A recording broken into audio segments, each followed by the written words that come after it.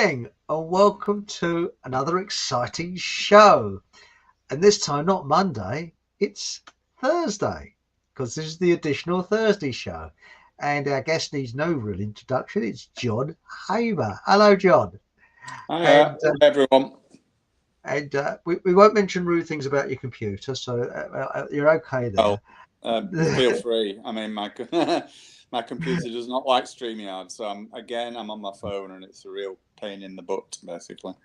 Well, hopefully, I'm learning this new system, and my idea is to, on Thursdays, within a short amount of time, migrate the Thursday show over to Odyssey, because I'm fed up with YouTube censorship and StreamYard. So hopefully your computer may work okay on this new system. It doesn't seem to mind Odyssey. It's StreamYard, and there's one other as well that it doesn't like, but it's not Odyssey, so I can't remember what it was. I think it's RAM hungry, and I think that's the problem. And, that's the thing. But tonight we're going to talk about a more serious subject, and that is the fires in California and also Canada that's raging through, because it's actually hit one of our guests, which is Shannon. And I don't know if you'd like to explain it, John, and I'll be looking in chat. Sadly, last week I had or maybe the week before now, time goes so quick, I had an email from Shannon saying that they'd been evacuated because the area where she lives, for those of you who are not aware, she lives in the forests of Northern California. And Shannon, by the way, is my co-author on my latest work. She lives in the forests of Northern California, right up on the Oregon border, which is just all forest. There's literally millions and millions of acres of forest there. And she lives right in the middle of that, a long way, several miles from the nearest road, not the nearest settlement, from the nearest road, because she suffers very badly from something called EHS, which is electro-hypersensitive, which means that she can't be anywhere near a phone signal or Wi-Fi, or indeed any kind of electrical current. Even in the walls of houses and things like that, it just affects her body so badly. And you might think that's a little strange, but she's not alone. Apparently 10% of people suffer from this. Not to the extreme that Shannon does, but certainly to varying degrees. And there are people that are even worse than Shannon, sadly. But anyway, that's kind of a digression. What she actually said was that they were evacuated because the fires are encroaching on their property or their wider property, and so they were actually evacuated out near the coast somewhere. I can't remember how far from the coast she lives, but I'm guessing 50 miles ish. So they were sent out to the coast there, and basically she's living in her car and small trailer. They could only take what meager possessions they could fit in the car and the small trailer, and that was it. Everything else had to be left. And then, unfortunately, sadly, she's lost basically everything, or she believes she's lost everything.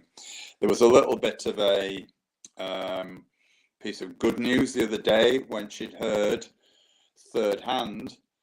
second hand that it perhaps hadn't destroyed the property, but now she's not so sure about that. The problem is that not only has she lost the house, if this is the case, and all the gardens, that they've nurtured over the last few years, because basically they live off the land. Not only has she lost all that and all the contents of the house, but she's also lost her kayak. Now you might think, oh, so what? She's lost a kayak, but that is her livelihood. That's what she does. She's a kayak instructor. These are very expensive pieces of kit. It's not a river kayak; it's a sea kayak, which are huge. They're huge things, and she needs that to earn money. And a partner, Sam, sadly, he does lots of odd jobs on the properties around the area, but the whole area is devastated. So not have they lost everything, they've also got a very bleak future because they have no income. So this is, this is an appeal for money, for anything that anyone can spare to help her. She's in a terrible predicament. Even if it turns out that after all, she hasn't lost a house and all the bits and bobs. Certainly the area has been devastated. They're still going to be destitute. You know, the only saving grace will be that she's, you know, kept a house and possessions, but that's by no means certain. So, you know, Chris and I are reaching out tonight to basically ask for whatever little money, and there's no way we want anybody to be, you know, donating large sums that they can't afford. We're just asking for any little spare pieces of money that you have that you could spare to help the poor girl, poor lady, should I say, survive over the next few weeks, because they're in an absolutely destitute situation and there's absolutely no help forthcoming from the government. In fact, just the opposite. It's the government that's caused all this.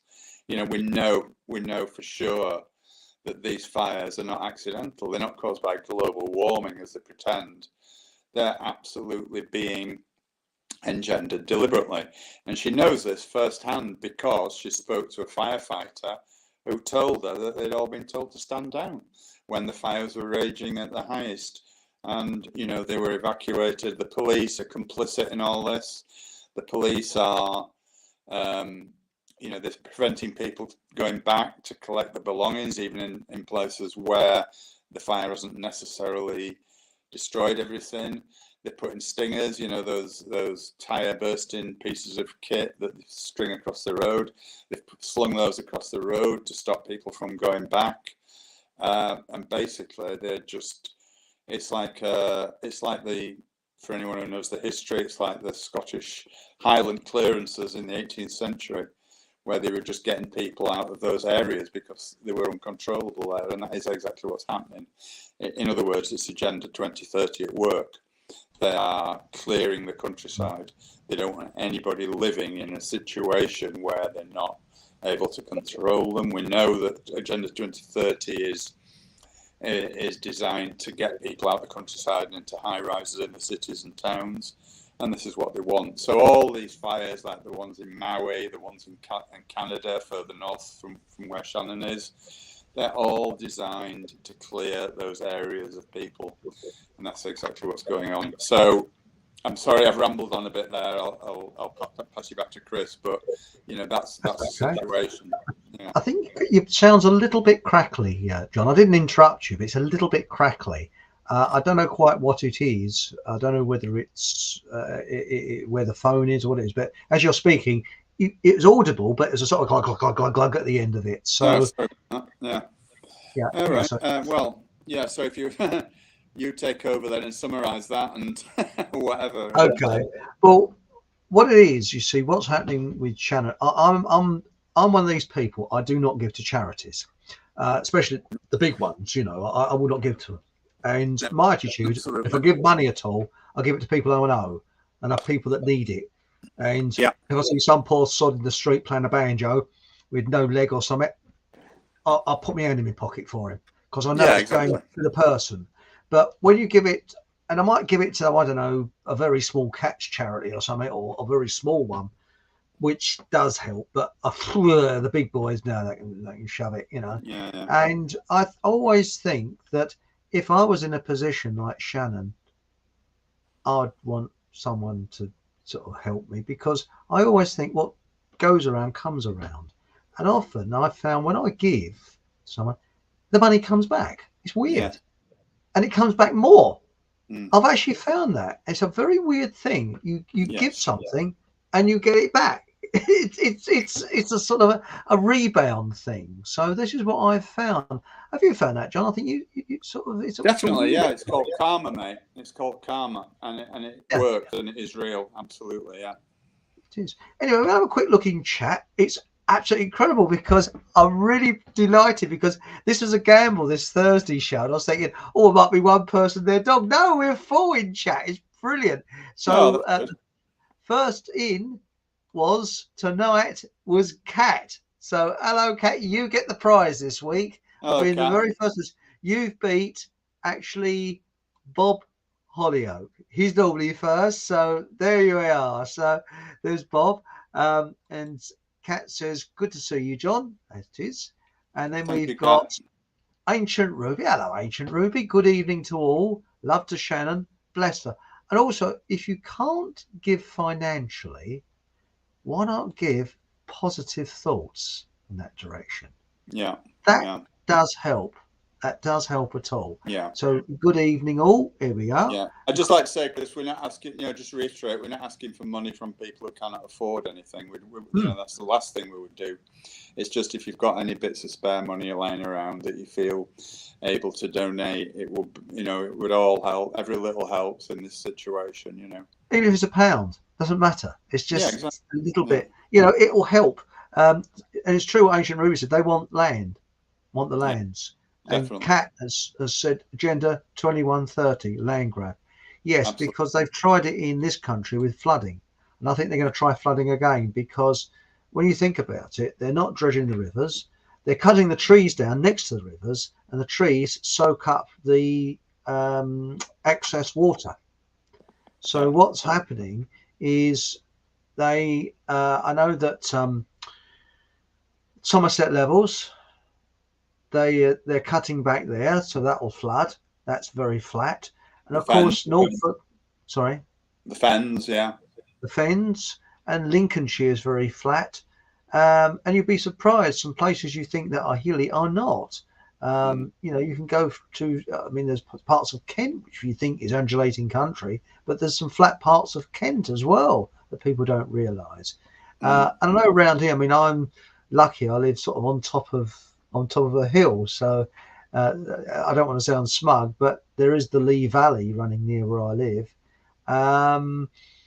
And there are areas that do flood sort of around where I live, because they don't maintain things, and the drains they don't clear out and that type of thing, but it could still affect me, the flooding, because there's a new estate that's gone up near my house, and this is what I've been writing a letter today to one of the I'll hide the top of it, but this is basically what I've been writing about. And a poor lady neighbour of mine is having her garden flooded, and of course it floods her garden, it'll come over to my garden will get flooded, because they haven't worked out the drainage properly on this housing estate that they're building.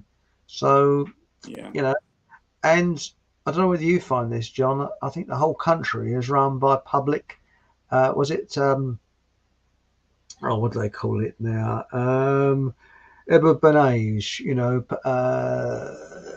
propaganda. Propagandists, yeah, because you try and get through to any big organisation, anything now, all you get through is, we have to talk to our customer service.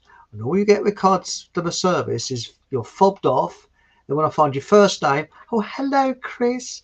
Hello this, hello that. It's all sort of glossy. Yes, we're doing something now. You'll see something happening next week. Next week comes. No, we had to have a committee meeting, but it'll be the week after. And the week after comes, and that's what they do. They just keep fobbing you off.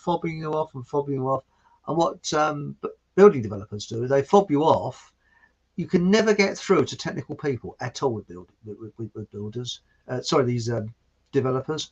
You always get stumbling block at their customer service every bloody time. And our whole country seems to be run on customer bullshit. Well, what I find as well, Chris, is that, just to add to that, is that, and I'm sure everybody out there has experienced the same as well, the only people that you can speak to in these corporations are people who are not authorized to actually do anything about it at all. Oh, well, I'll need to speak to my supervisor. Well, can I speak to your supervisor? Oh, no, the supervisors don't speak to the general public. Spot on. Yeah, absolutely. You've taken the words out of my mouth. Spot on. I phoned up today. I was very polite, but I almost lost. I don't normally lose Chris, being very polite.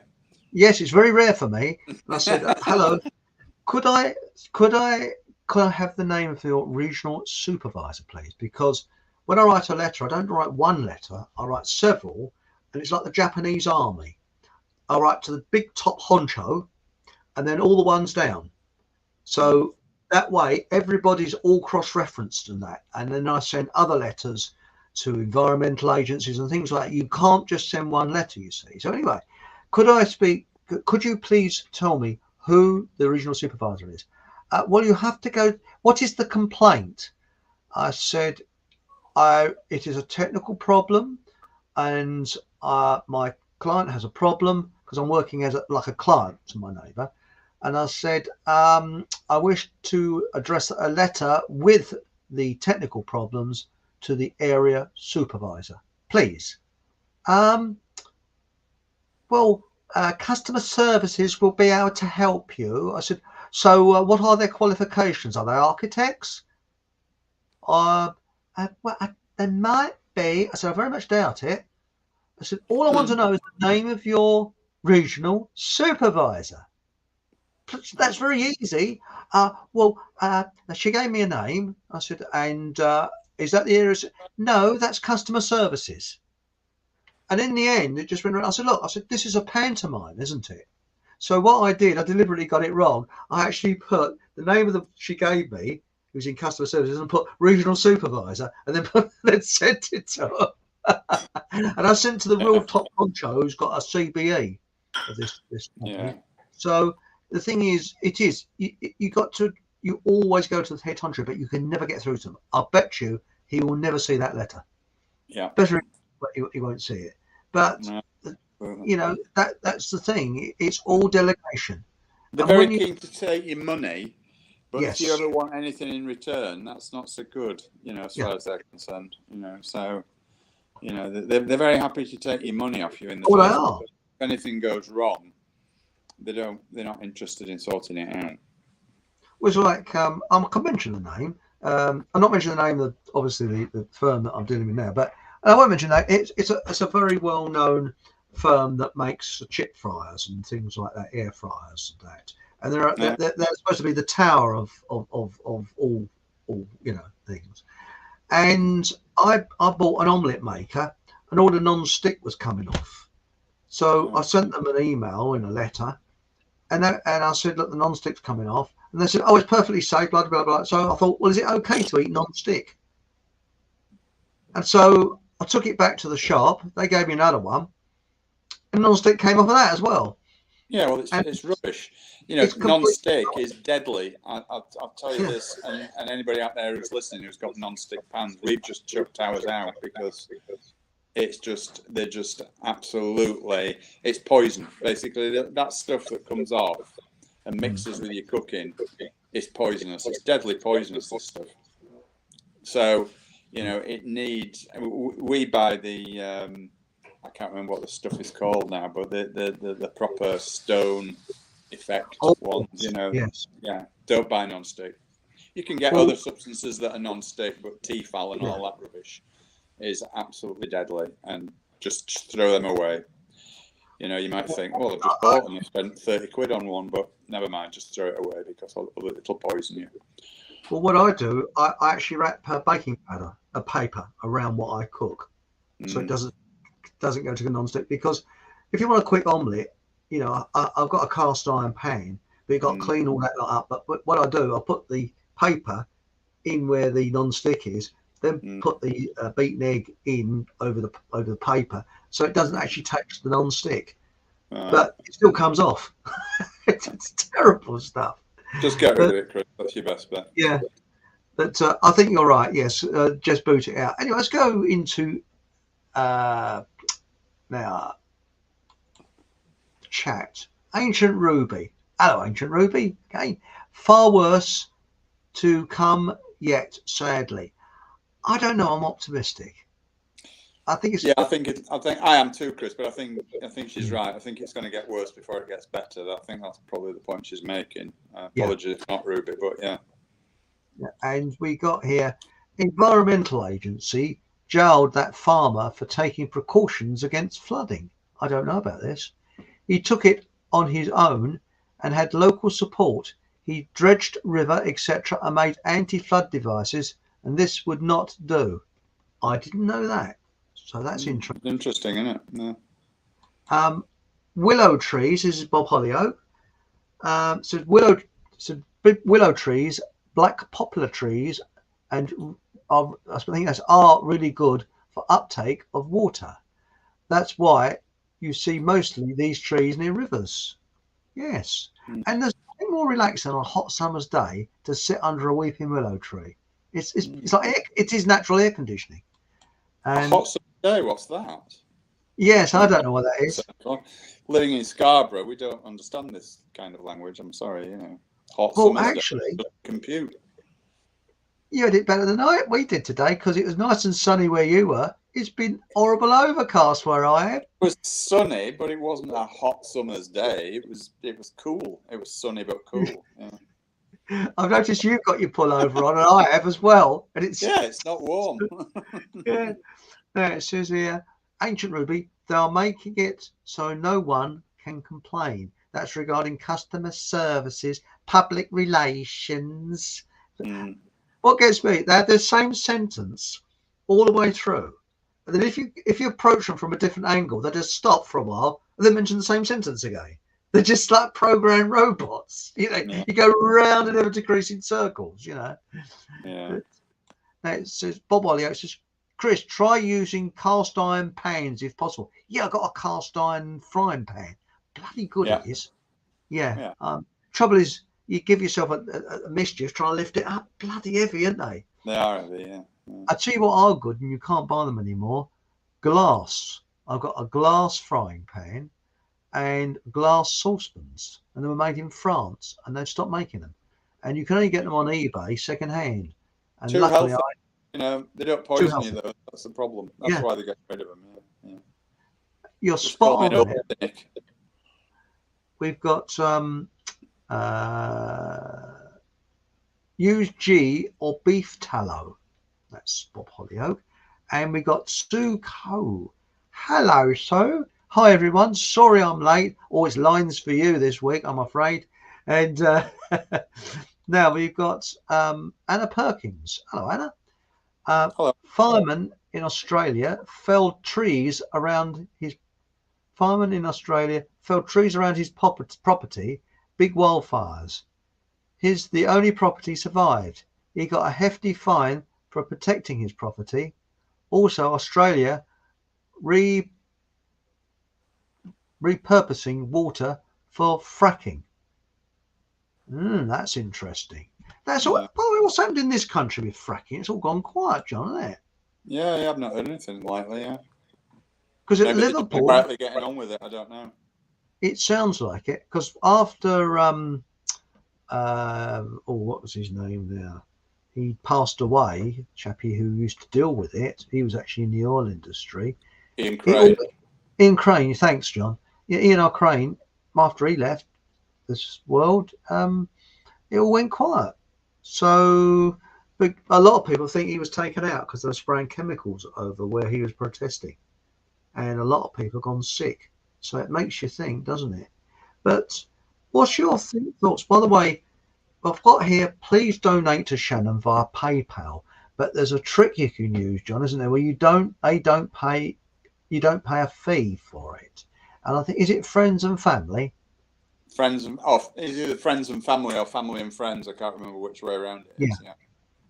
Okay. So if you could do it through family and friends or friends and family.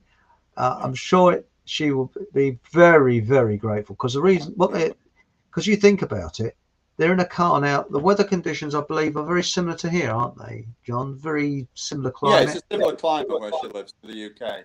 It's a bit hotter in summer, but they get exactly the same winters. You get snow and ice and frost just like we do. Yeah, it's not like LA. Yeah. LA is 750 miles south or something like that of where they are. So it's not like an all-round summer climate like in LA, even though it's still California. It's way up in the north, on the Oregon border. So the climate is very cold in winter, So and it's coming up to winter now. Obviously, the summer lasts a bit longer hours, but by the end of September, it's going to start getting very cold. And if they can't get back to the house, or if the house has disappeared, which is looking very possible, although she's hopeful not. But even if they can get back to the house, it's not going to be for several weeks yet, because apparently there's just smoke and soot everywhere from the existing fire. So they're not going to be able to move back anytime soon. So they really are destitute. They've got no way of living, basically. So, you know, they just need. There's no government help, of course. And in a moment, with Chris's permission, I'm going to read out an email I got from a lady in Canada as well, in a similar vein. But you know, carry on for a bit, Chris, if you want, or if you want me to read it now, I'll read it now. Well, yes. Why not? I mean, the only thing I was going to actually add is that, you know, we used to say we had a kind of a welfare state in this country, but we don't anymore. So, I mean, in America, I don't think they're living in their car, which is probably okay now. But I think that give it a couple of weeks, well, it's like in this country, give it a couple of weeks and autumn's setting in, it's going to get cold. And I've noticed, I mean, it's warmer down here, down south, than you are in, I call it Scarbados. Yeah. We don't always get snow down here. It is a bit warmer, and it is a lot colder where you are.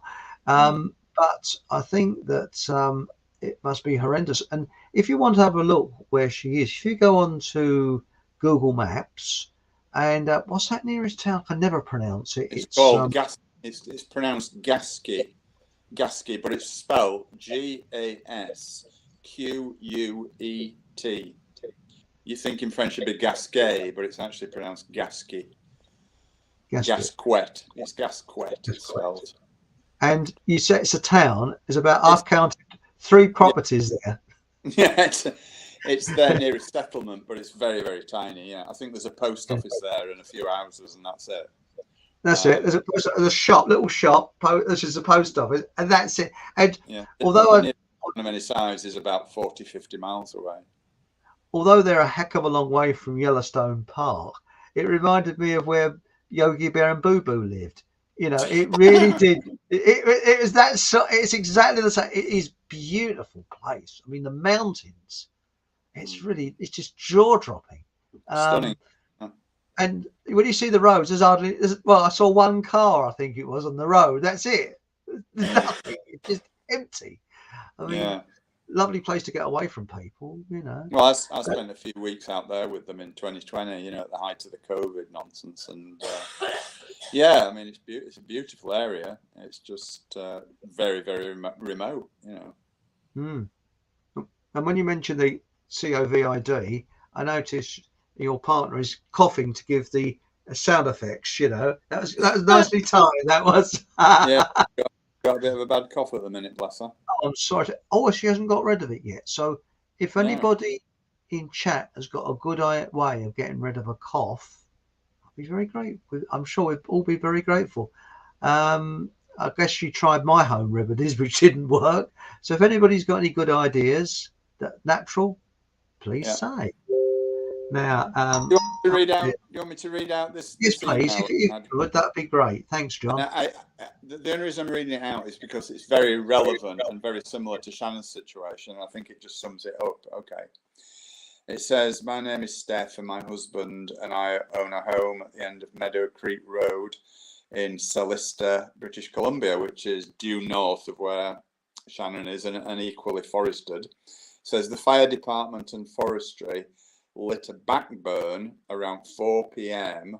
on the 17th of August, knowing that there were 30-kilometer winds coming.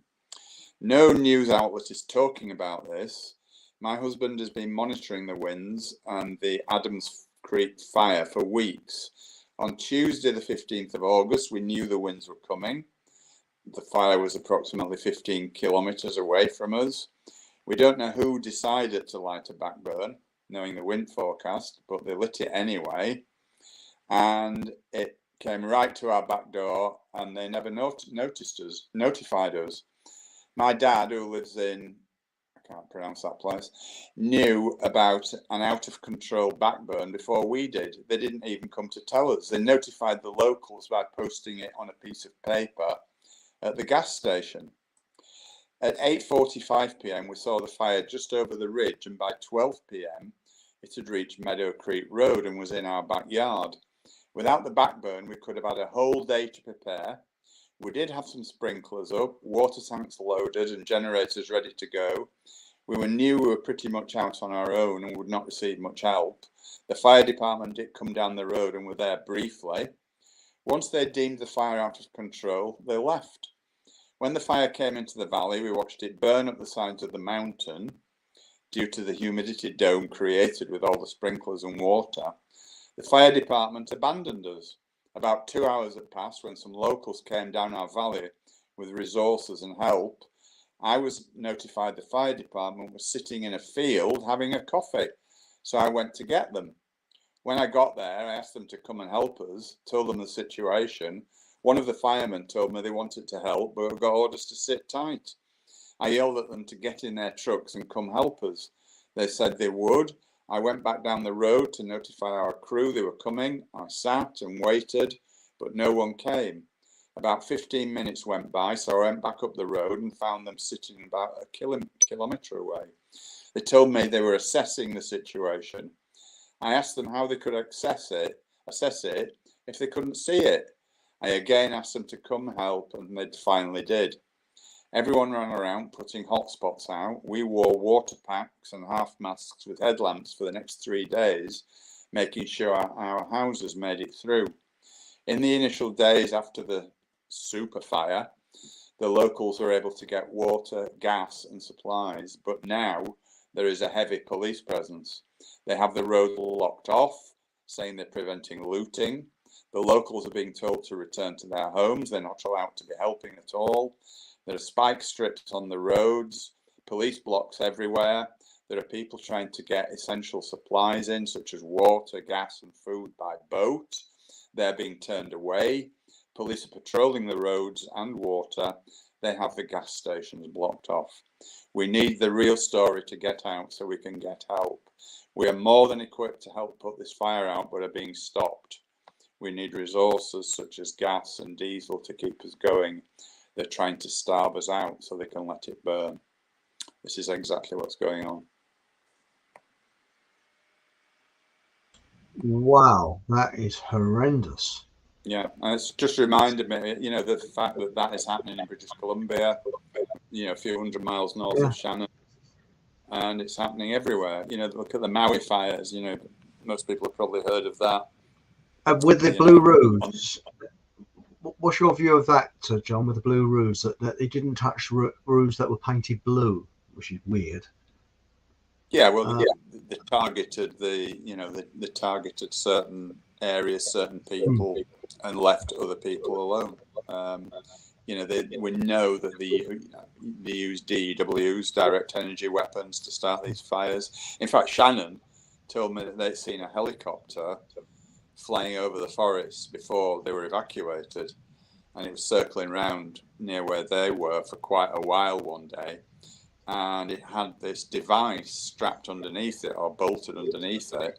She couldn't make out what the device was specifically, but it certainly wasn't a water bucket, which is what they used to use, you know, helicopters with water buckets to try and douse the fire, or, you know, create fire breaks or whatever. And she said she didn't know what it was, but she suspected what it was, and it's what I've just said, a DEW.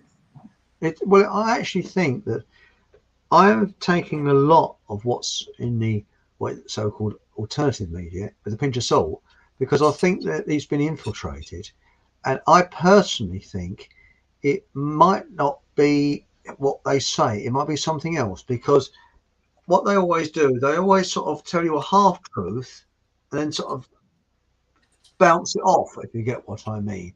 So, for example, if they were, I don't know, if they had a death ray which they could actually use from a lorry, they'd say, oh, the death ray's been used from a moped, you know, or something like that, to sort of give you half truth but not a full truth.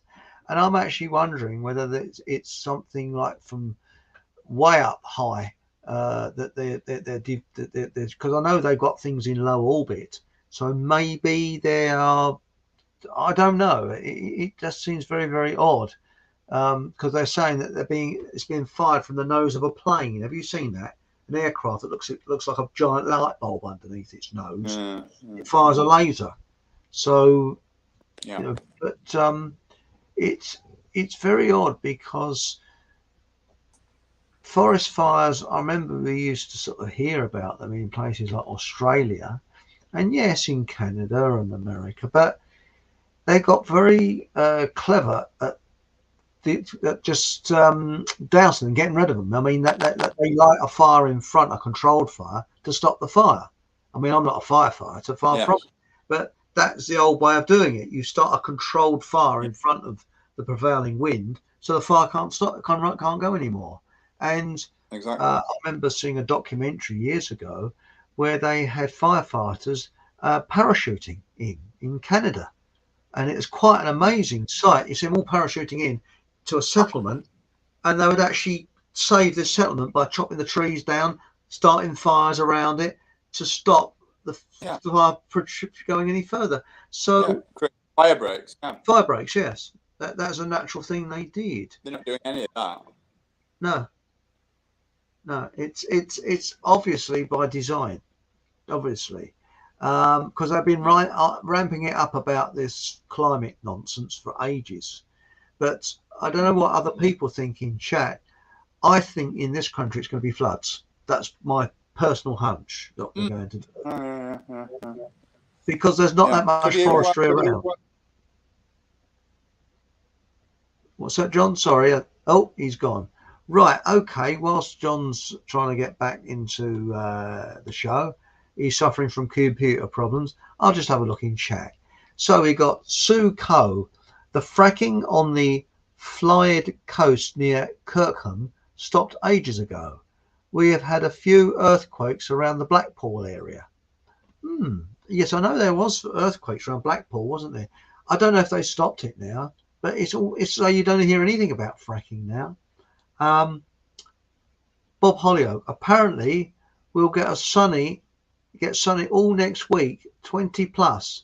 I've had my heating on today, been feeling cold here in Warwickshire. Well, it hasn't been too warm here. I mean, I had the t-shirt on, as you can see I've got here, and I actually put this pullover on about half an hour before starting the show because I was feeling a bit cold. It's not that warm, and normally at the end of August down south it's usually pretty warm. I mean, you don't put a pullover on until October. That's the usual thing.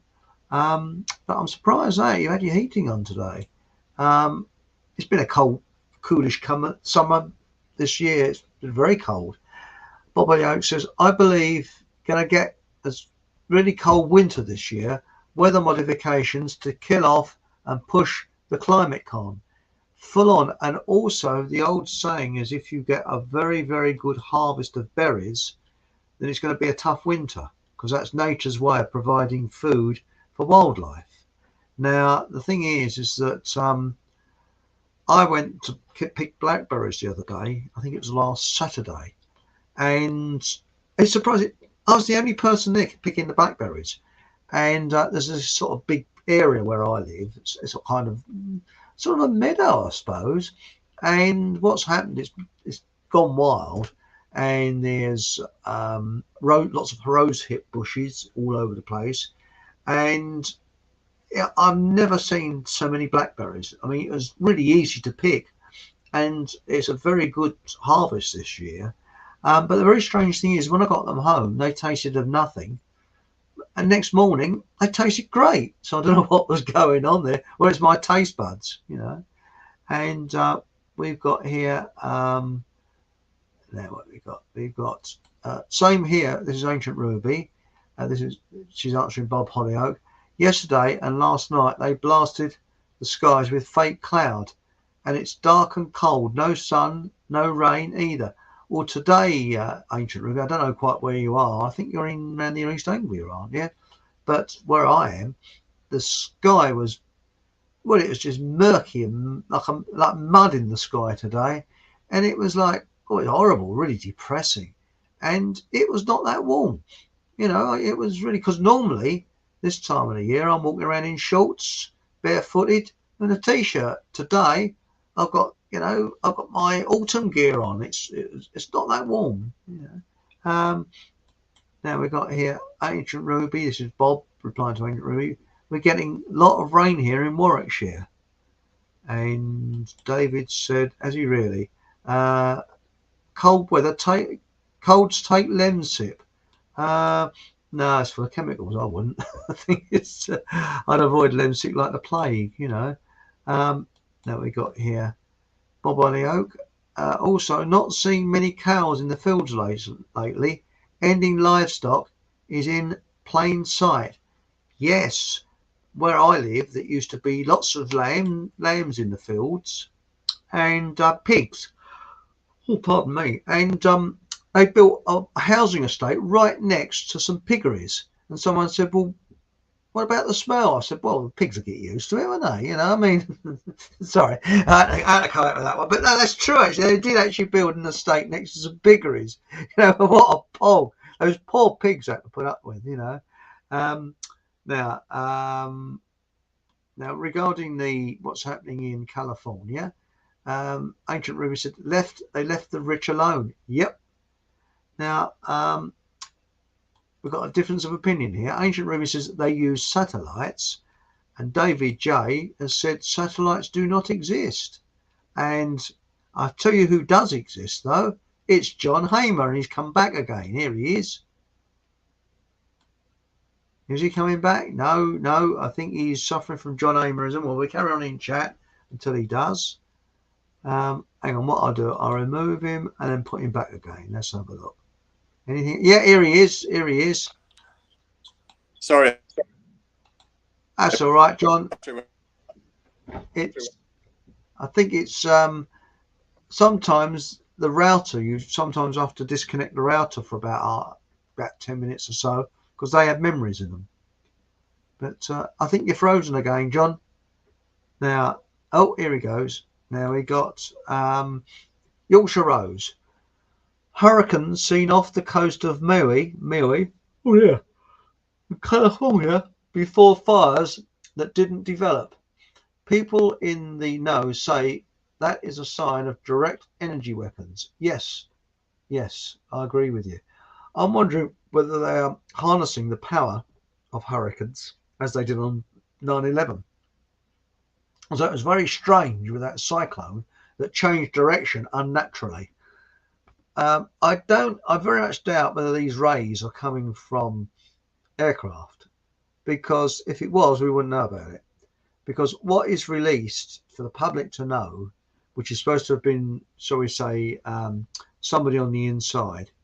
No, there's nobody there are people on the inside, but they're going to keep their trap closed because, you know, they're going to get done in. Hello, I think John's coming back again. Let's add him to stream. Here he comes. Oh, no, he's doing a coal mine still. Here we are. Hello, John. No, I'm back. Hello. You're back now. Yeah, you sorry what's about coming that. out?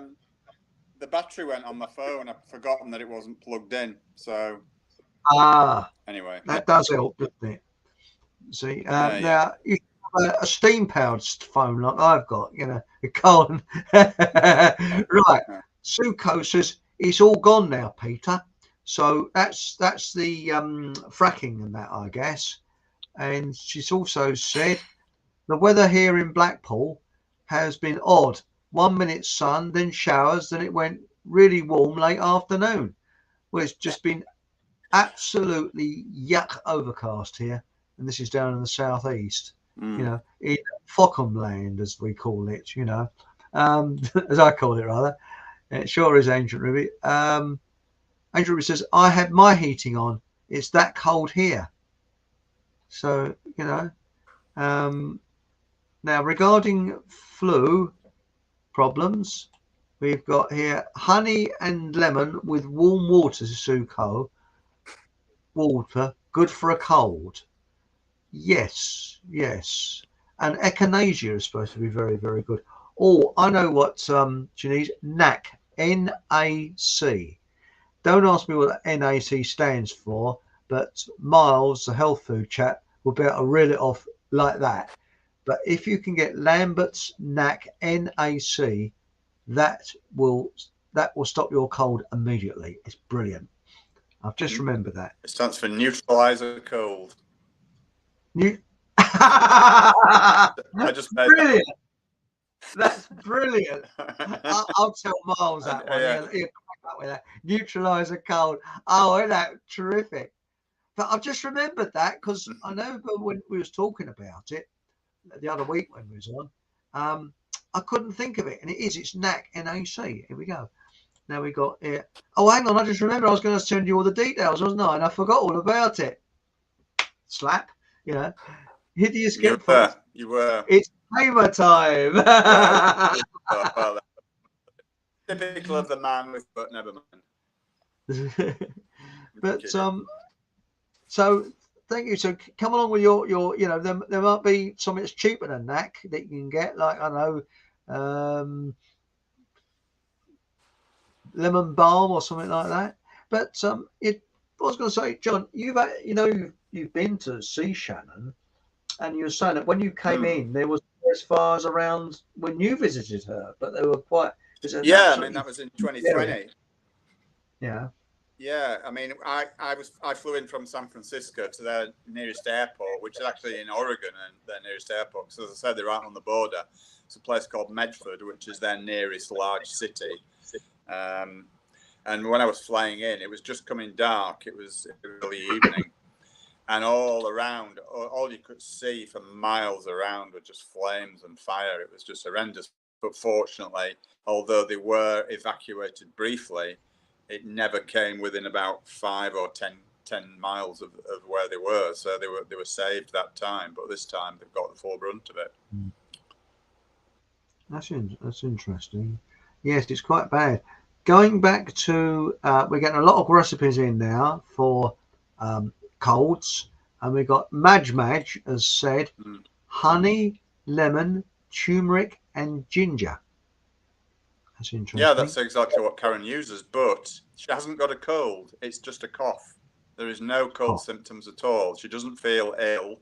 She's just got a very, very irritating cough. I had that a couple of weeks ago. And yeah, I've got it as well, a little bit, but not as bad as Karen. Try using, this is Bob Olio, try using salt pipe with little, what's this? Lugol's iodine. Yes, that is good. Lugol's iodine. I found I could only get it from eBay. I couldn't get it anywhere else. I don't know whether anybody else.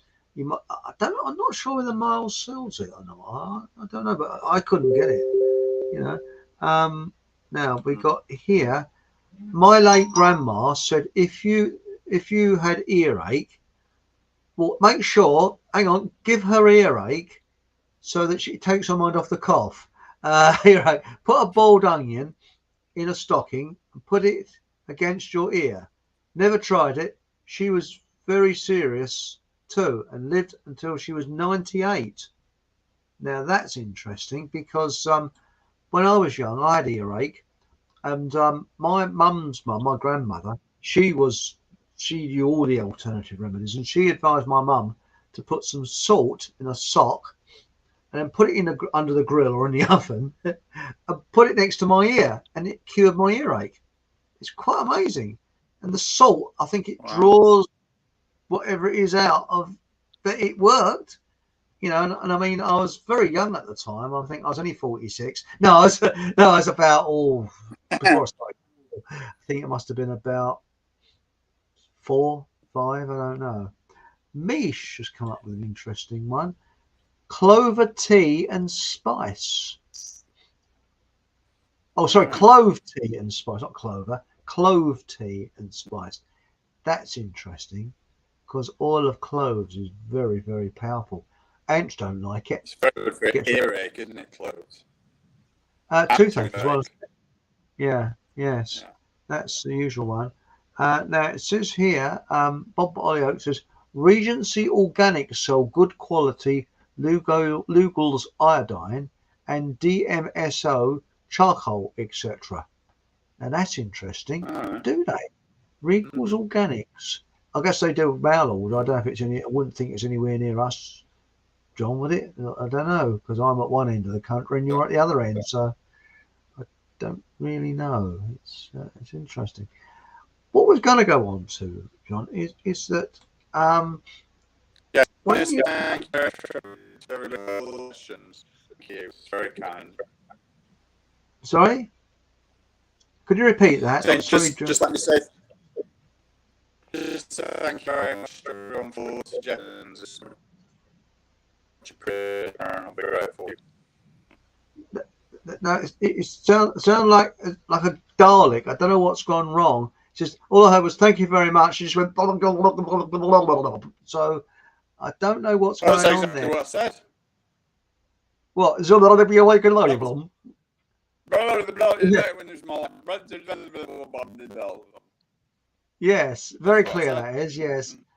No, sorry, I'm just being silly, but no, I just said thank you very much to everyone for all their suggestions. I'm sure Karen will be grateful. Thank you. That's excellent. Thank you.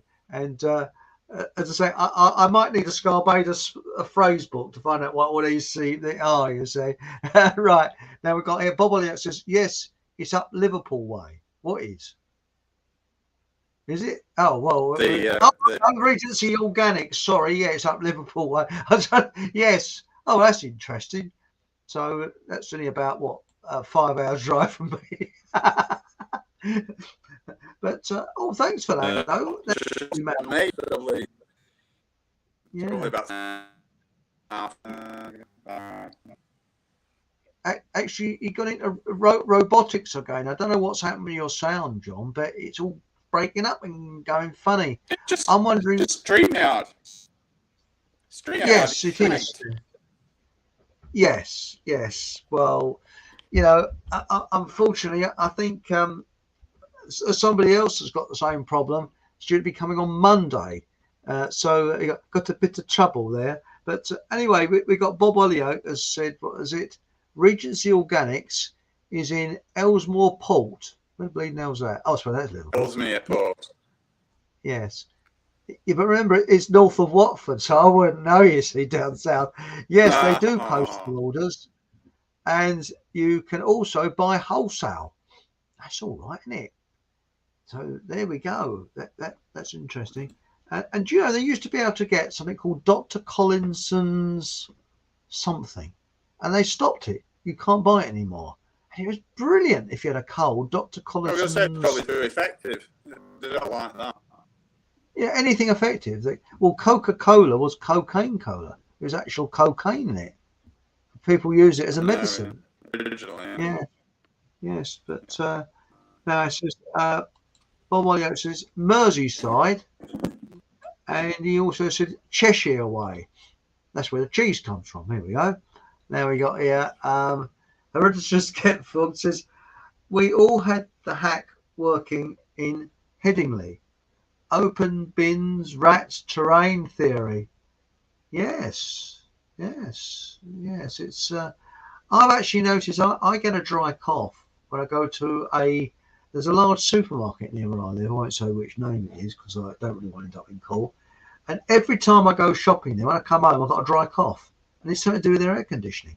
Positive, and it's something, But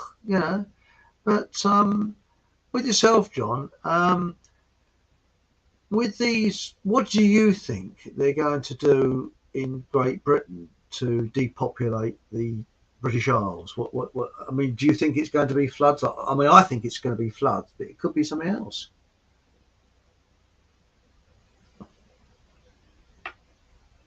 No sound.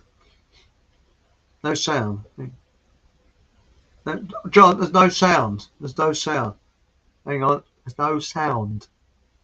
No sound. Sorry. No. It's definitely no sound there. Hang on. What's happening? I think it's. Hang on. What I'll do, I'll add into the stream again. Right. How's that? I wonder if that works. Can you hear me, John? No, can't hear you. Can't hear you, John. Sorry. It might be a good idea for him to reboot, I think, and come back again. No, unless anybody can lip read there, I don't think we got any. I think we got a bit of trouble. Yes. Could you hold up a sign like they used to do on the silent film? Yeah. Thanks, Adrian. Yes, there's no sound, John. Yes, fine with the picture, crap with the sound. Oh, now we got. Oh, he's got to go now. Perhaps he's a bit insulted by it. This is like a Monty Python sketch. Yeah, it is a bit, isn't it? Do you remember Monty Python, that one with Casualty? Oh, it's a classic. But everything was going wrong. We don't get humour like that anymore, do we? You know. But I find that I think that we've lost something. I don't know quite what it is. But there's been a lot of talk about Benny Hill recently. Now, he died, oh, blimey, was it 20, 30 years ago? And he's back again. Not Benny Hill, it's John. Let's have a look, see if we can get him back on the screen. No, he's right. Can you, are you with us, John? Shall we all hold hands? Are you there? Can you there? What? Can you hear me? I can hear you loud and clear. Right, okay. So over to you before it goes tits up again. Over to me? What am I supposed to do? Well, what I was going to say is, what do you think they're going to do in this country to rid us from the countryside? Sorry, yeah. Or will it be some sort of, or shall we say, like foot and mouth disease? Now, that was a tryout, wasn't it? Because we wasn't allowed in the country with foot and mouth. Although I do remember walking through woods at that time, and I do remember driving in the countryside because that's where I lived, sort of surrounded by countryside. So I don't think it was that restrictive when we had foot and mouth. Does anybody else remember it at all? Yeah, I mean, you're right. I think the floods is a very plausible thing. Obviously, they can't do forest fires here because we don't have the same amount of forests. But yeah, I think it's a plausible idea. You know, they'll come up with creative solutions. Like you say, foot and mouth is a good one, isn't it? You know, they like doing that every now and again.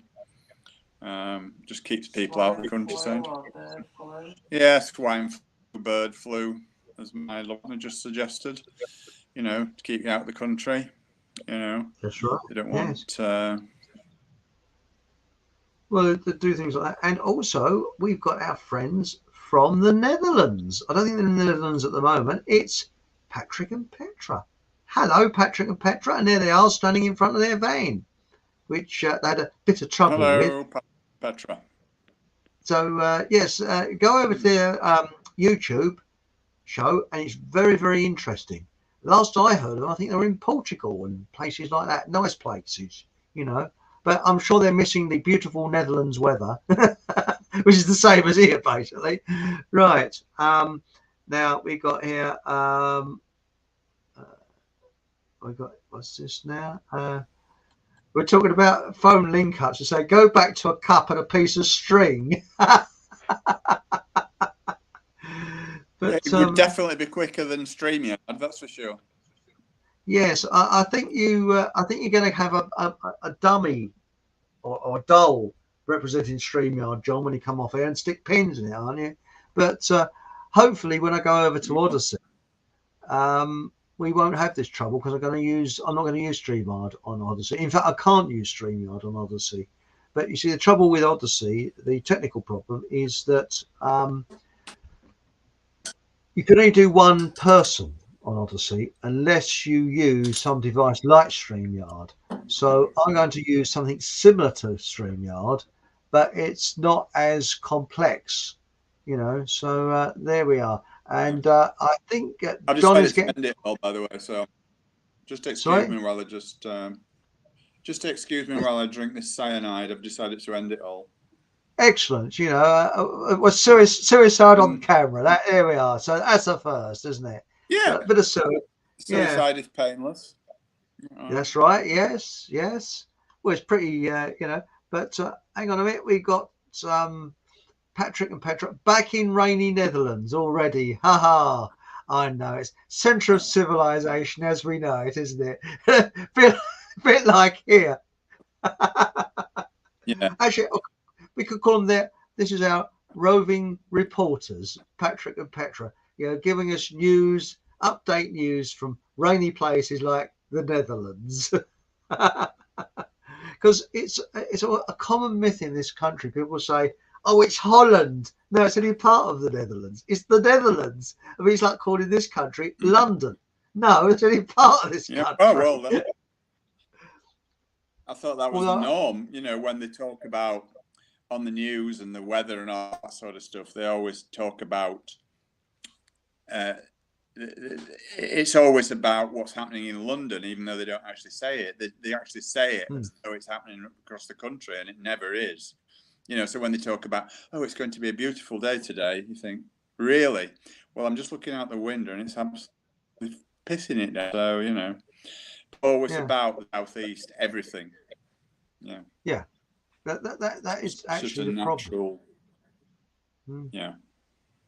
I think the very, very, very strange thing is that what I've noticed about this year is that my crops, I'm growing tomatoes, and they're about a month late.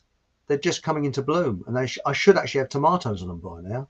So, and I planted them very early, it's about February, March. I planted the seeds out. So, and you're going to say the weather down your way has not been that bad, has it? I mean, it's been. No. It would get a bit warm, it almost got up to 40 degrees, didn't it, earlier in the year, about June, which is very rare for down here, But, like we had a decent June, but July and August have been absolutely appalling. That's right. Now, Bob Hollyoak said our local reservoir has been doing £17 million work since January. They've completed, should be completed March 2024. Apparently the work is being done because of future flooding, so they've got to do exit, because they've got to do exit. He said, was it rising floodwaters?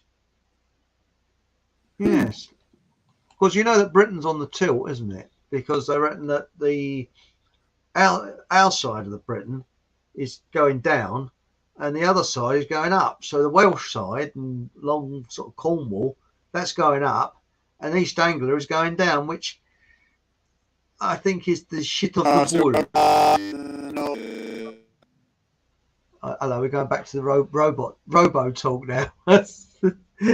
Sorry, so we're on the side into the North Sea. God decided to something in the sea. So we're all going to slide into the North Sea. That's right. Yes, we slide down there. Mind you, there's places like Canvey Island that is actually at sea level or just below, and it's a weird place because you sort of you park your car and you actually climb up to like a big dam and look over and you see the sea. So you're almost, I think parts of Canvey Island are now below sea level. So I certainly wouldn't want to live there. It's surprising. No. That the fens, they used to have windmills to actually drain the fens. Now they've got, I suppose, diesel pumps or whatever pumps. Well, if they stop them, then parts of the fens will flood. So, it's all designed, as I say, it's ugh. But now, do you remember the foot and mouth outbreak of 2001? Do you remember driving around in the countryside? Because I don't remember any restrictions, do you? There were, but I don't remember. I remember that lots of horse racing meetings were called off. Mm-hmm. And lots of farmers were also just at the end, which was just absolutely scandalous.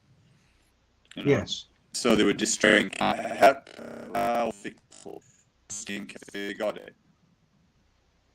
Yes. Which makes about as much sense as Boris Johnson, really. So, I know they were destroying healthy people had pets, and they were destroying healthy cattle and things like that. And the government seemed to know before the foot and mouth outbreak started, they had everything prepared, which is very, very odd, very, very strange. And I find it all very, very suspicious. It kind of is, but it's not really, is it? Because it's the usual MO, isn't it? Yeah, the usual modus operandi. Yes. Everything prepared and then the tragedy. Well, that's right. And I think that, as with all these things, they don't tell you half, but I actually was listening to a phone-in one night, and this woman She's a very elderly woman, and her father or grandfather was a farmer in the 1920s or 30s, and her grandfather was a farmer in the Victorian and Edwardian days. And she said that farmers knew how to deal with foot and mouth in those days. And what they did, they filled a barn full of onions, and they put the affected cattle in the barn, and the onions soaked up the disease or whatever it was that was causing it, and it sort of stopped it. So it wasn't a problem. They knew what to do. And then when they got all this modern medicine stuff in, it suddenly all went back to phase one, where people just, But now this is interesting. What Bobby Olioke said. He said it's all dead cows and sheep, and also he said, didn't they use the PCR for foot? Yes, they did. That's when they started testing. Remember that? Yes. Because they was actually going around to domestic properties and killing people's pets, pet goats and pet sheep and things like that. Disgusting it was, And it's true what Bob Elliott says. Foot and mouth was just like Divock 91, if you know what I mean. Yes, yeah. Bullshit. Yeah. It's correct, But the thing that we're going to do a future show, I've got it in my diary here, was going to do it with Shannon. Do you think Shannon would be able to come on because she still can operate a computer? I don't know how, but do you think? But do you think she would be able to? Yeah, what she does in her car, she goes to an area like, say, for example, the car park, a local Walmart, and she sits in the car park and uses their free Wi-Fi. Excellent. That's a good idea. Yes. Yeah. That's what I do, actually. When I go to Tesco's, I use their free Wi-Fi. Yeah. Right. The only trouble is, every Jack and his man can actually, not that safe, but that's a good idea. Now we got here, this is interesting. Meredith Get Foot says, Buttermere let us camp, but no walking near the cows in foot and mouth days. So I didn't take Julie. Didn't you? Ah, okay. Yes. Well, the thing is that with, I guess she's miles away from, Shannon is miles away from where she was. I mean, she's near the coast. I mean, she must be, about 50 miles away from? I think she's about 50 miles to the coast where she is. The coastal town that she visits is called Crescent City, and it's I think it's about 50 miles from where she actually lives. Along Highway 199 or Interstate 199. Anybody who's looking for it on Google Maps. Oh, yes. But it's. I mean, Oregon. You hear about Oregon. That's supposed to be absolutely gorgeous as well, isn't it? It's a really sort of super place. Oh yeah. But yes, it's a pity because she's got this Wi-Fi problem. She's affected by it because it makes her feel sick and giddy and ill, very, very ill. It just makes her feel very ill. Yes. I mean, she can tolerate it for an hour or something like that, and it starts to really hurt badly, Yes, I can understand it. Must be pretty awful. There's not many places in the world left, though, where she can go where they haven't got Wi-Fi. I mean, they've even got it in the Amazon jungle. Yeah, this is the problem. This is why she's so distraught about having to leave where she is, because, it took her ages and ages, her and her partner, to find that place. They thought they'd found like a forever home, but they basically been burnt out of it, and she doesn't know how she's going to go next. If the worst has happened, and even if the worst hasn't happened, even if the house is standing, all the forest's gone. Most of the forest where she lives, I think, at the last count, 45,000 acres have been burnt. It's probably considerably more than that now. Yeah, and you think of all that pollution, smoke going up into the sky, All gone and up you've in got the the mayor air. of London worried about puffing a little bit of particulates out of someone's exhaust pipe. It just Yeah, doesn't make sense. yeah, we don't get any started on that nonsense. Yes, but again, it's all by design. Sweet now. The agenda being played out in all angles. It is. Yeah, It is being played out. absolutely, Bob. Yeah, yeah, definitely. And this is interesting. Neil Ferguson and Imperial College were involved in providing the data modeling on foot and mouth BS in 2001. That's Mark Antony.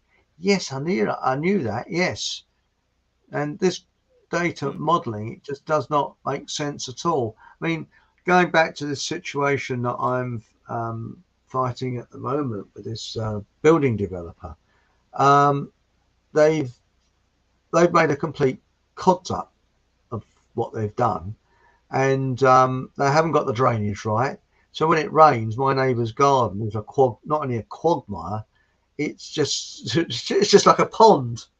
And if the torrential rain, she doesn't know what's going to happen. And of course, it's going down the hillside because I live on the side of a hill. But these housing developers, it seems that I think it's reasonably true what Professor Edward Dutton said, that we reached our peak in IQ in 1870, and since then we've been going downhill, and it's increasing. Mm-hmm. There's less people who's got a high IQ. It's just unbelievable. Well, we've been dumbed down, aren't we? Sorry? We're being dumbed down, aren't we? We are being dumbed down. Sorry, we're being deliberately dumbed down, yeah. Well, this is the big problem, John. And do you find that? I mean, and I'm finding people now, they seem to be more interested in looking at their smartphones than anything else. Yeah, absolutely. I mean, I was on my bike the other day. I was going through this path through the woods, and there's a girl going on a smartphone. So ding, ding, ding behind her. No. Ding, ding, ding, ding, ding behind her. No. She's walking along, headphones on. It's a beautiful day. Birds are singing, and there she was, completely oblivious to what's around her. And all she could see was her smartphone, and she's just walking along. I mean, I could have been the sort of mad axeman creeping up behind her, or a mass rapist or something. Well, the number of times I see young couples walking along, they're both on the phones, either speaking on the phones or texting on the phone, and I sometimes wonder if they're actually talking to each other. It surprises me, even though they stood next to each other. Perhaps they sort of sending each other texts. Yeah, that's what I mean. Yeah, I think we're losing the ability to communicate verbally. Everybody's like on the bloody phones, So it wouldn't surprise me at all to learn that they've been texting each other while they stood next to each other. It wouldn't surprise me at all, because I think that what's actually happening is that people are I don't understand people, and I don't even understand myself, because I forgot to put me special lighting on tonight, so I've got this great halo on my head. I've got to switch the lighting over. But so what, it makes my bald head look like the moon, doesn't it? Look at that, lovely, isn't it? Bit of a polish there, so short back and polish, when I first started going bald, the most weirdest thing was you forward on my head, because you normally you could go out in the rain and you didn't feel water on your head, but you do now, But I do miss my hair. I think my hair misses me as well. But it'd be back from the wig. Whatever it is, God rest its soul. Yeah. Yes. I don't call it hair. It's hairs. So if I go for a haircut, it's not a haircut. It's a hairs cut. So, would you like to say something? No. You're all right, though. You've got a full head of hair, haven't you? Yeah. Yeah. There you go. Yeah, Beautiful. not bad, is it? Yeah. Anyway, back to Nah, Shannon. not bad for an old git. Well, I'm not that far behind. I'm an old git as well. Yeah.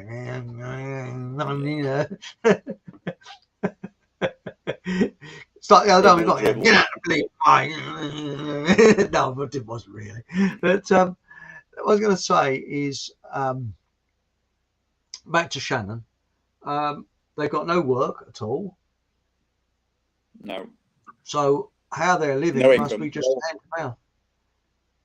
It's just hand to mouth. It is at hand to mouth. They're absolutely reliant on donations because they've got no way of earning money. There is no social security system worth its name in the States. There is no governmental help for people who've been evacuated, people who've lost their homes. Absolutely nothing.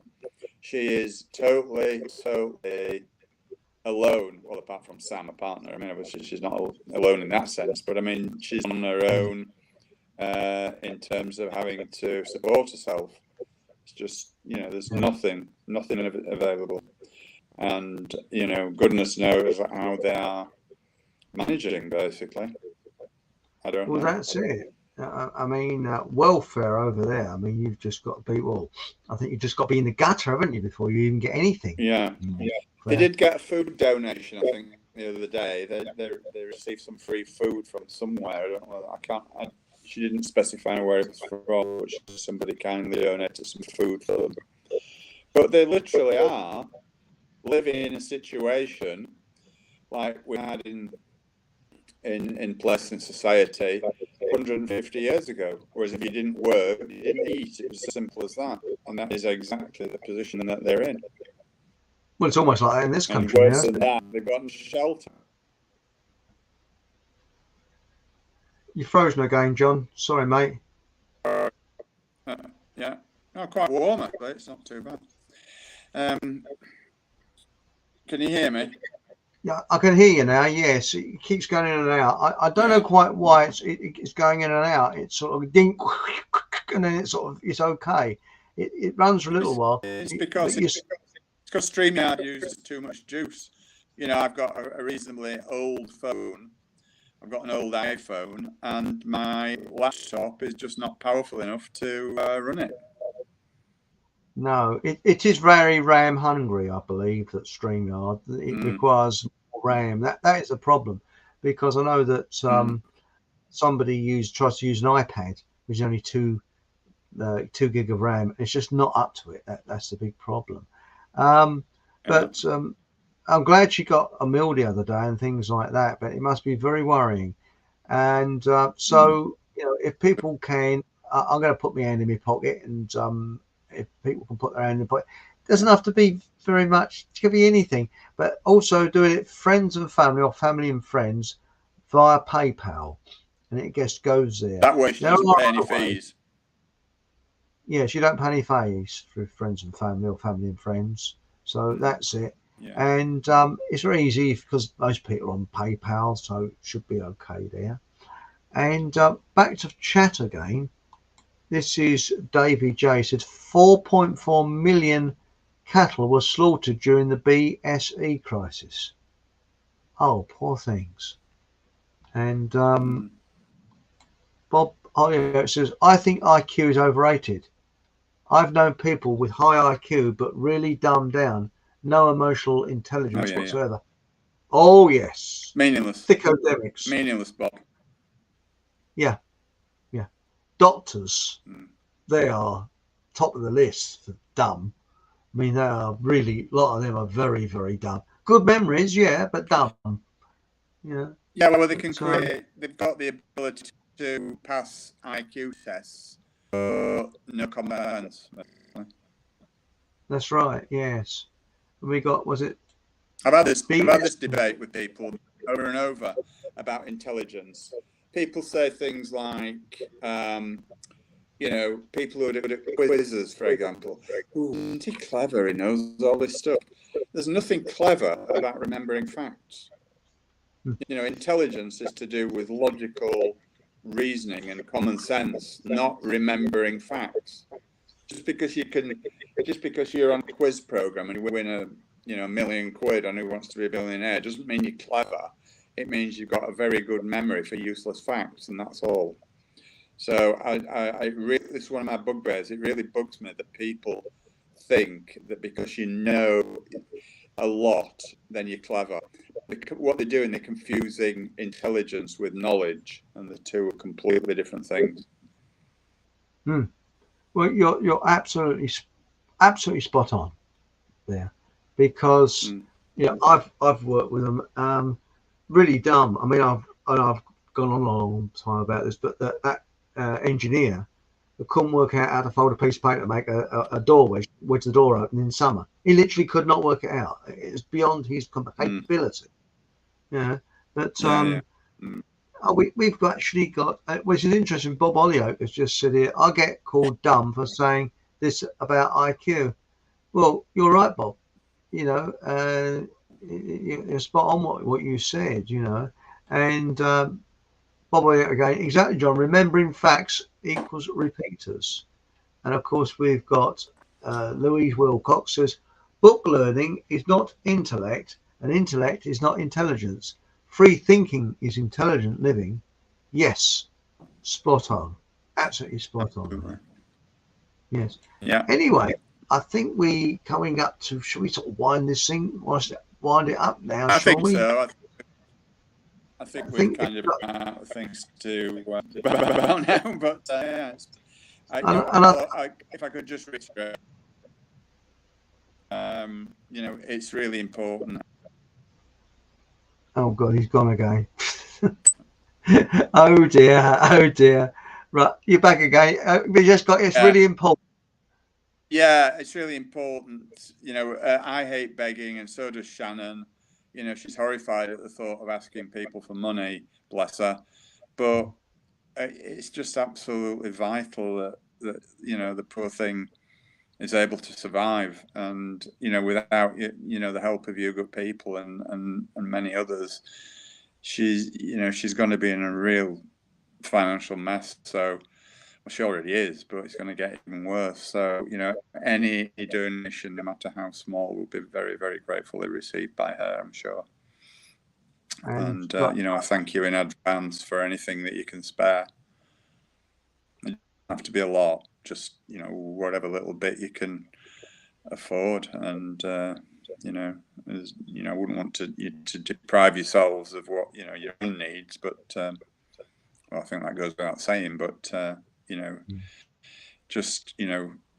just please think about her and her situation and how you feel if you were in that situation. And I'm sure you would all hope that people would rally around for you, even though it's a horrible position to be in. I can't imagine what it must be like. But without the help of we like-minded people, she has nothing. Nothing. Well, I was out of work once, and that was very worrying. I had to go pay all the bills and things like that. That was some time ago, and I think that that was in the 80s for a very short period. And I think that, as I said earlier, when you give, I've actually found it does come back. It's pretty weird. It really does. You sort of give certain money about, and then it'll come back again. It's a kind of like with like, I've found. But it doesn't matter how much. It could be £1. It doesn't matter. It's every little bit helps. And let's face it, if 1,000 people sent £1, you'd have £1,000, wouldn't you? So, that's the thing. So if you could, and I can promise you that it won't be used in a frivolous way. It will actually be used to keep her all together. Well, that of her and partner, Sam. So, it won't, she's not going to fritter it away or anything. It's money that's needed to survive. Well, so I thank you all for your indulgence and and for listening to this program. It's we're just very just very grateful, and I'm sure Shannon will be for whatever little she receives. It's important that we help each other in times of crisis, and she's in a massive crisis. It is. And it might be a good idea if it is possible. I don't know if it is practical at all, though she does pick up free Wi-Fi. Whether she could actually, we could get her on the show. What do you think, John? Do you think that she would be willing Yeah, I'm to sure do she that? would come on. It's just when, but yeah, I think she would. Well, there might be. What's happened this Monday, 4th. Things have really gone up and down, and I still don't know what show we're going to come on Monday. Yes, there's going to be a show on Monday, but we was going to have a scientist on, and he opted out. Then I'm waiting on somebody else saying, "Well, are they going to come on?" And there's somebody else, and it's up in the air. So there might be a slot this Monday. I don't know. The show will go on. Okay, well, just let us know. Yeah, so we'll try and work something out for Thursday. I think Thursday has been booked. Yes, Andrew's coming on Thursday. He's going to talk about food and how it's been genetically modified. Is that Prince Andrew? Or? No, Prince Andrew. Yeah, he's all the children are being locked away. Yeah. Then we've got coming up. Then we've got someone called Wayne coming on the 11th, Monday the 11th. And then on the 14th, we should have Dr. Miles Fleetwood coming on. So that should be interesting. So we've booked up virtually almost through September. And someone called John Hamer and Shannon are coming on Thursday, the 21st of September. Did you know that? I didn't actually, but thank you for letting me know. Yes, well, there it is. Look, I think I'm there free. it is written there. John Hamer and Shannon. So I'll squeeze you in, Chris. I think. Yeah. Okie dokie. Well, thank right. you very much. And what's actually happened is, where are we now? Now Louisa said, I don't have PayPal. Is there any other way I can donate? Does she have a PO box address or something like that, John? She does. Would you? I'll. I don't know it off the top of my head. Actually, let me go to my computer and I'll find it. Okay, and I'll be reading out the chat whilst you're finding it. Lou, something lovely here. She said, "Oh no, just got here, and you're going. Big love to Shannon and all who are suffering. Yes, Louise. Unfortunately, Shannon is actually living in her car with her husband, and that's the only place they can stay, in their car. They've got no home. And what's this? Sorry for my bad manners. No, I've not got bad manners. That's Louise. Hi, Chris, John, and all in chat. And it's true what Bob says. Karma is real, and it is real. Yes, I 100% agree with you there.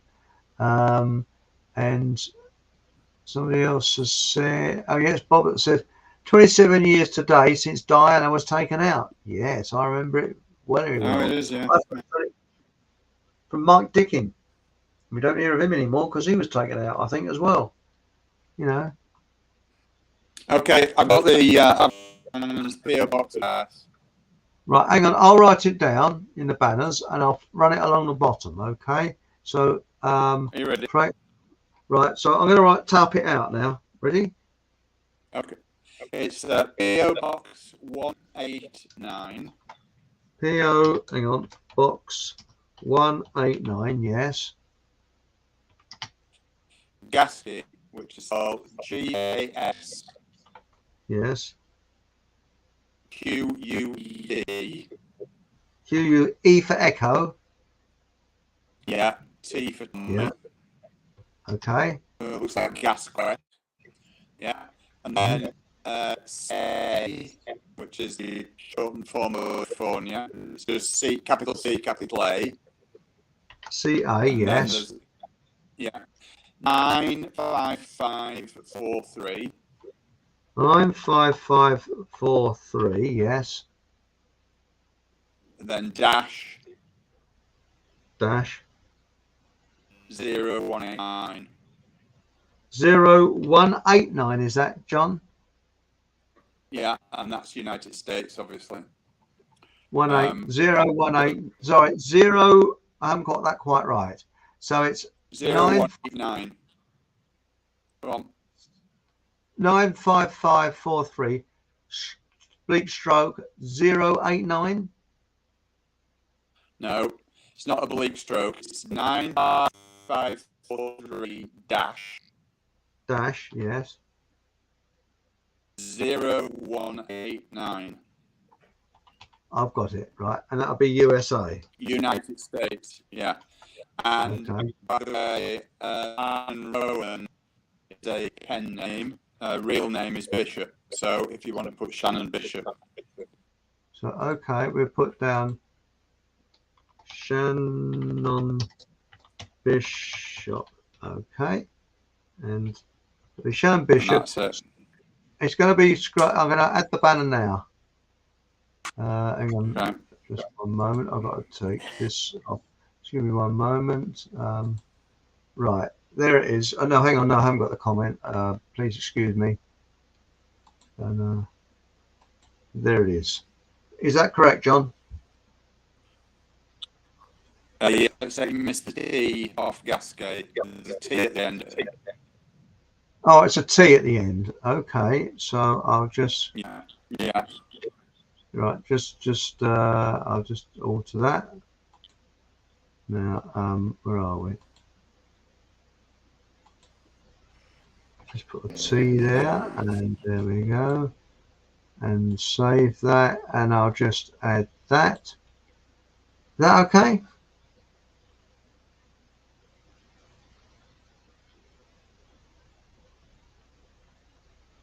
I can't. Sorry, sound's gone. Sorry, the sound's gone. Can't hear you, John. Sorry. Sound. Sorry.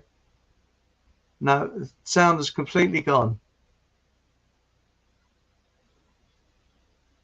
I'm very, very sorry there, John. No, can't hear you.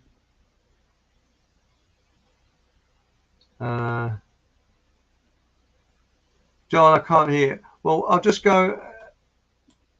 He's waving goodbye there, but what I'm saying is that to make payment, this is David J, through PayPal without opening an account yourself, you'll have to have the receipt send you an invoice or money request. That's an idea. The thing is that sending a check, I'm not sure about cashing a foreign check in America. I actually got a check from America once, and I just couldn't. But sorry, John, we can't hear you. I think that you might have to reboot your phone or something. I don't know. And then we got all good here. Thank you, Ruby. Hope you're well, darling. That's nice. And Bob Elliott says, karma, what you put out comes back, good or bad. That is spot right on. And Madge says you don't need to register to donate on PayPal. Oh, that's interesting, Madge. Thank you so much for that. So, Louise, you don't have to register. You can do it without registering. And I'll just put that back on again.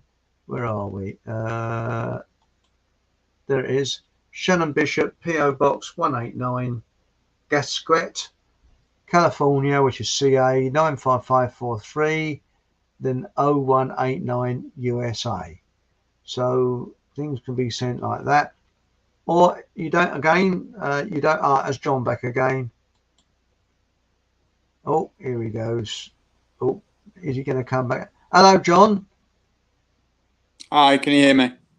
Oh, I can hear you loud and clear now. And some lovely person, where are we? Madge says, you don't need to register to donate on PayPal. So there you go. Because I think that if you send a check to her, I'm not sure how they don't know how to do that. No, I'm not sure. It costs her a lot of money to actually get that check cashed in America.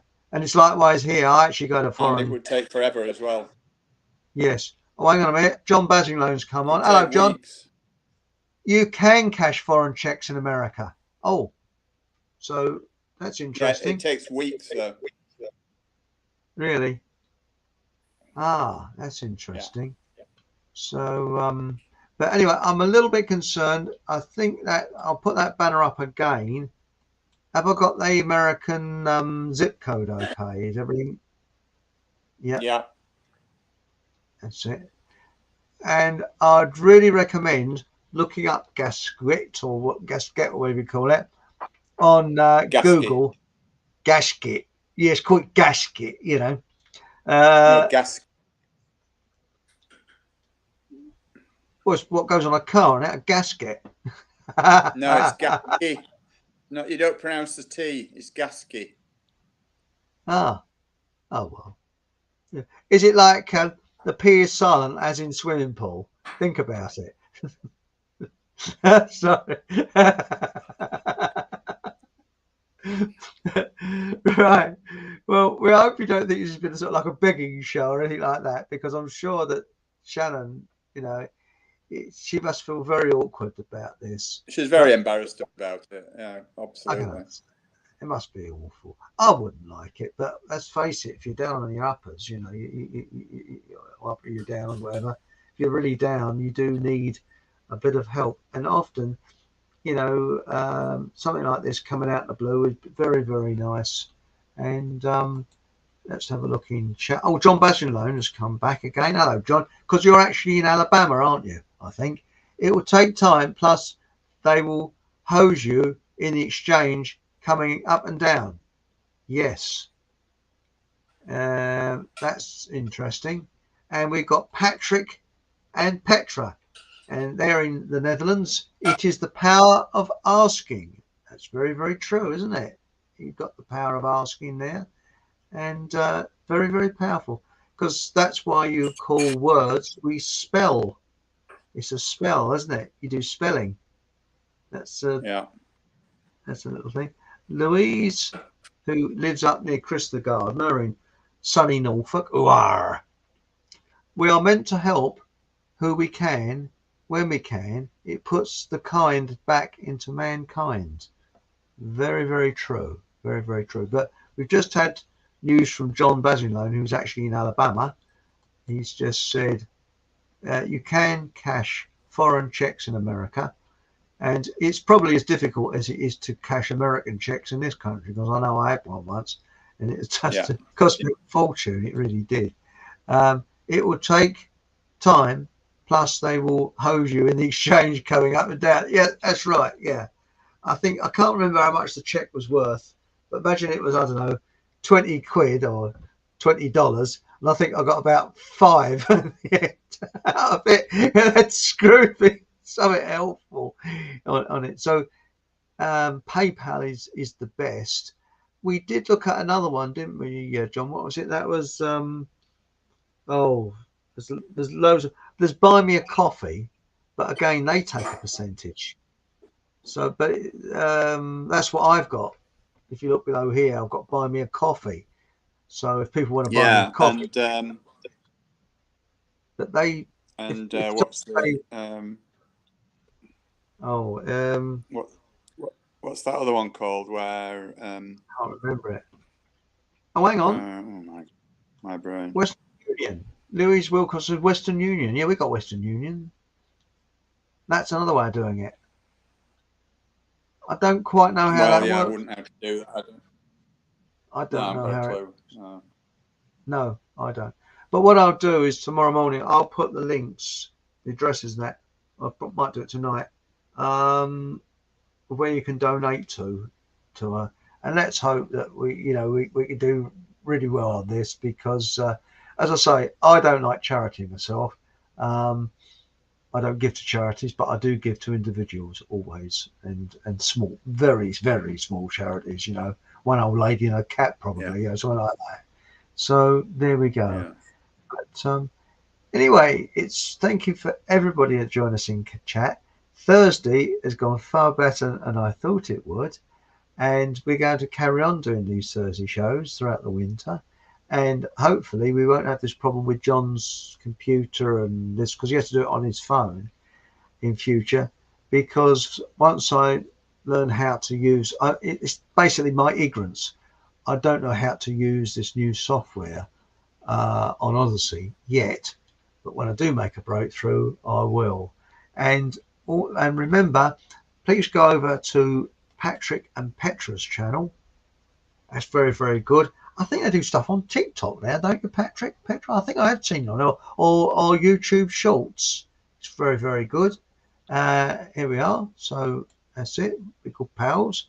And then we've got here Charity Bins at Home, and Shannon has joined us all in our homes. That's beautifully put. 100% agree with you. 100% agree with you there. Well said, Louise. I think we'll end on that note. I think that's beautifully put. And as I say, so please join us back here on Thursday, next Monday at the same time, same place, and also next Thursday as well. So there's 2 shows a week now. What more could you want? Me twice a week, and that'll get you going to the psychiatrist quick. Oh no, not him twice a week. Yeah. I can just about tolerate once a week with him. Yeah, thanks everybody for listening anyway.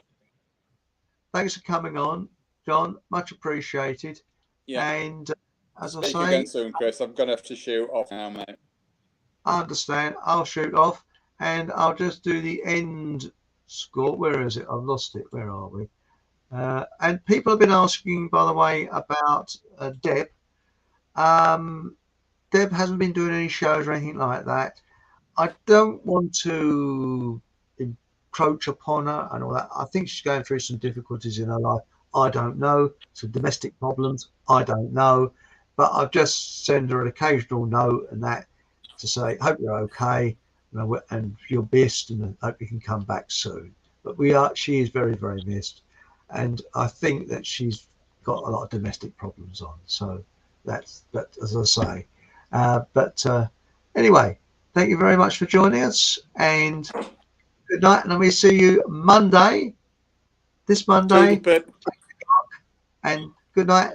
And remember, whatever happens, well, let's hope Shannon can laugh, but let's hope we can make her laugh. All right? So there we go. Let's put a smile on her face. Good night. See you, Chris. Bye.